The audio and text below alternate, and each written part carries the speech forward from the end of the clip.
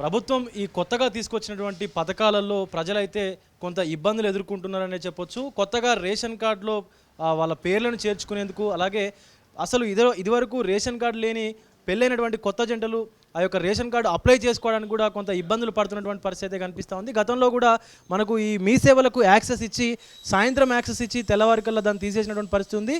తర్వాత ఏదైతే గ్రామ సభలు, వార్డు సభలు ఉన్నాయో ఆ వార్డు ఆఫీసులలోకి వెళ్ళి మీ వివరాలని నమోదు చేసుకోవాలి. తర్వాత వార్డు అధికారులు కానీ మిగతా ఇతరత్ర సిబ్బంది వచ్చేసి మీ వివరాలు తీసుకొని ఆ రేషన్ కార్డుకి అప్లై చేసుకోవచ్చు అని చెప్పేసి కూడా చెప్తున్న పరిస్థితి అయితే ఉంది. ఈ నేపథ్యంలోనే మళ్ళీ ఈరోజు కూడా మీ సేవలకైతే యాక్సెస్ కల్పించాలని చెప్తా ఉన్నారు. అసలు ఎలాంటి యాక్సెస్ ఉంది అండ్ రేషన్ కార్డుకు ఎలాంటి అప్లై చేసుకోవాలంటే ఎలాంటి సర్టిఫికేట్స్ కావాలని చెప్పేసి కూడా అడిగి తెలుసుకునేటువంటి ప్రయత్నం అయితే చేద్దాం. ప్రస్తుతం మనం మాదాపూర్లో ఉన్నటువంటి ఒక పర్వత్ నగర్ మీ సేవకు అయితే వచ్చినాం.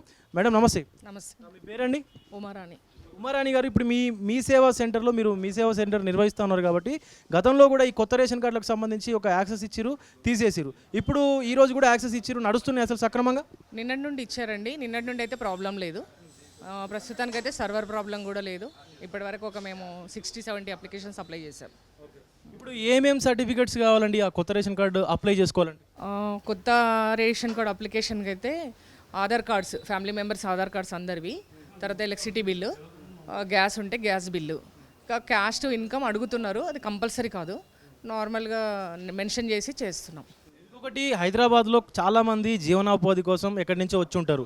సో వాళ్ళందరూ కూడా రాష్ట్రం నలుమూలల నుంచి కూడా వచ్చి ఇక్కడ ఉంటారు కాబట్టి సో వాళ్ళందరికీ ఎలాంటి కొన్ని అపోహలు ఉంటాయి. మాకు ఇళ్లలోకి వెళ్ళి ఇంటి దగ్గరికి వెళ్ళి అప్లై చేసుకోవాలని చెప్పేసి కూడా కొన్ని అపోహలు ఉంటాయి. సో వాళ్ళు ఇక్కడ అప్లై చేసుకోవచ్చా?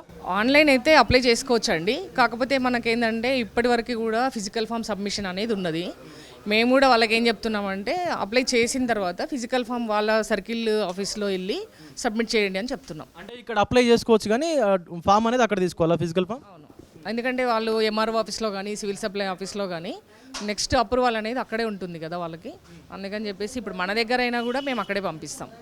ఇంకొకటి, చాలా సంవత్సరాల నుంచి కూడా ఈ కరెక్షన్ అనేది ఉంటుంది కాబట్టి, అంటే చిన్నపిల్లలు ఉంటారు, కొత్తగా వాళ్ళు పెళ్ళయి వాళ్ళ సంసారం కొత్తగా ఉన్నది కూడా ఉంటుంది. సో వాళ్ళకు కూడా కొత్తగా ఆ పేర్లను నమోదు చేసుకోవడానికి ఉన్నదా యాక్సెస్? అయితే ఇందులో ఏంటంటే కొత్తగా పెళ్ళైన వాళ్ళకి చేసుకోవచ్చు. దానికంటే ముందు వాళ్ళు ఫస్ట్ వాళ్ళ ఫాదర్ వాళ్ళ దాంట్లో రేషన్ కార్డులో ఉన్నప్పుడు అందులో నుంచి డిలీట్ అవ్వాలి.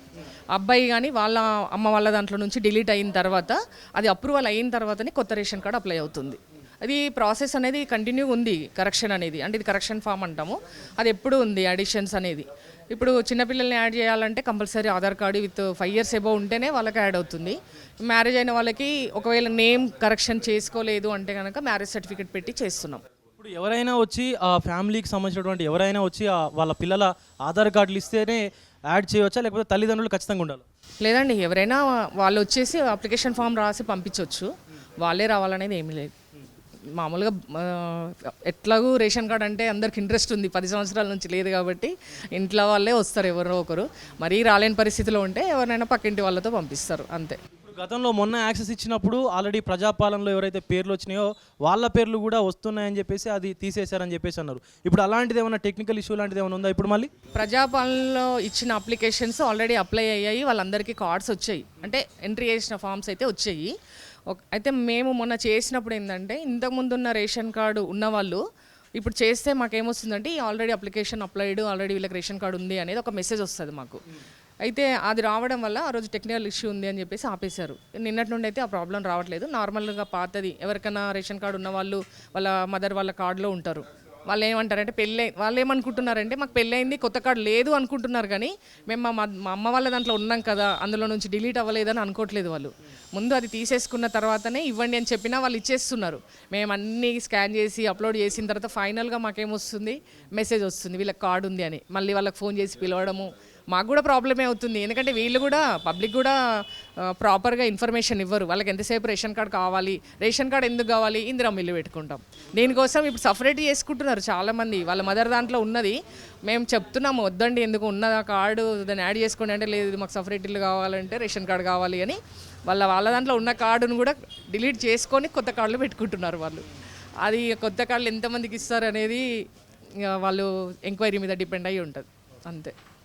ఇంకోటి ఏంటంటే ఇమ్మీడియట్గా వీళ్ళు కరెక్షన్స్ ఉన్నాయి కదా, డిలీట్ చేయడం వాళ్ళకి వెంటనే చేస్తే వీళ్ళు కొత్త కార్డు పెట్టుకోవడానికి ఈజీ అవుతుంది. వీళ్ళు ఇప్పుడు కరెక్షన్స్లో వాళ్ళ మదర్ వాళ్ళ దాంట్లో నుంచి డిలీట్ అవ్వాలి, మళ్ళీ అది అప్రూవల్ అవ్వాలి, అయిన తర్వాతే కొత్త కార్డు పెట్టుకోవాలి. ఇక్కడ కొంచెం దానికి ఎంత టైం పడుతుందండి? అది మాకు టైం బాండ్ అనేది ఎప్పుడూ లేదండి. కొత్త కార్డుకి కూడా టైం బాండ్ లేదు, కరెక్షన్కి కూడా టైం బాండ్ లేదు. జనరల్గా మన క్యాస్ట్ ఇన్కమ్స్కి అయితే 15 రోజులు, వారం రోజులు, 30 డేస్ అని ఉంటుంది. కానీ దీనికి టైం బాండ్ అనేది ఇవ్వలేదు. ఇంకా వాళ్ళు ఏం చేస్తారో చూడాలి మరి. ఇది పరిస్థితి. ఏదైతే కొత్తగా రేషన్ కార్డులు అప్లై చేసుకుంటున్నారో పెళ్ళైనటువంటి కొత్త జంటలు కానీ ఇదివరకు రేషన్ కార్డు లేనటువంటి వాళ్ళు కూడా సో పాతగా ఉన్నటువంటి కార్డు ఏదైతే ఉందో పాత రేషన్ కార్డులో ఫ్యామిలీలో ఉన్నటువంటి వాళ్ళ పేర్లను ఆ కార్డులో నుంచి డిలీట్ చేసుకుంటేనే కొత్త కార్డులు అనేవి వస్తాయి. చాలామంది కూడా ఆ పాత కార్డులలో పేర్లు నమోదు చేసుకొని అట్లనే ఉంచుతున్నారు. వాటిని డిలీట్ చేయకుండా కొత్త కార్డు రావాలంటే ఇబ్బంది అవుతూ ఉంది. సో మరి కొత్త కార్డు వచ్చిన తర్వాత చాలామంది ఇప్పుడు ఈ ఇందిరమ్మ ఇల్లు కానీ ఏదైతే పథకాలు ఉన్నాయో వాటన్నిటికీ కూడా సో అప్లై చేసుకునేందుకు ఈ కొత్త రేషన్ కార్డులు అనేది తీసుకుంటా ఉన్నారని చెప్పేసి కూడా చెప్తా ఉన్నారు. కానీ ముందుగా దానికి ఎలాంటి సర్టిఫికెట్లు కావాలని చెప్పేసి కూడా తెలుసుకొని ఒక ప్రాపర్ ఇన్ఫర్మేషన్తో దగ్గరలో ఉన్నటువంటి మీ సేవలను సంప్రదిస్తే సో కొంత సులువుగా అయ్యేటువంటి పరిస్థితి అయితే ఉంటుంది. సజావుగా సాగేటువంటి కార్యక్రమం అయితే జరుగుతూ ఉంటుంది. కానీ ఏమీ తెలుసుకోకుండా పోయి ఇబ్బంది పడి అనవసరంగా ప్యానిక్ అవ్వకుండా సరైనటువంటి డాక్యుమెంట్స్ తీసుకోకపోతే సో కొంచెం ఈజీగా అయ్యేటువంటి అవకాశం అయితే ఉంటుంది పని. కెమెరామెన్ సతీష్తో విజయ్, తొలి వెలుగు, మాదాపూర్ నుంచి. ప్రపంచంలో ఏ మూల ఏ క్షణం ఏం జరుగుతుందో వేగంగా తెలుసుకోవడానికి తొలి వెలుగు వాట్సాప్ ఛానల్ని ఫాలో చేయండి.